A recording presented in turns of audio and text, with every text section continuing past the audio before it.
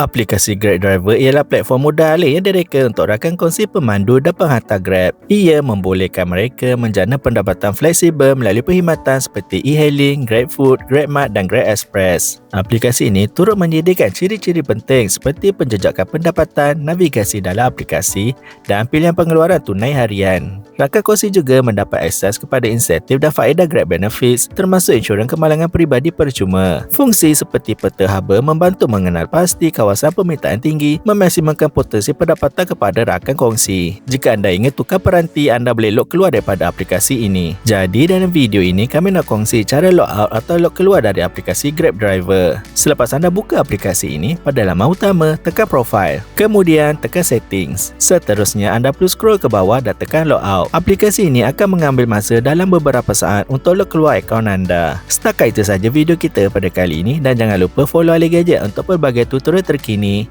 dan selamat memandu. Bye!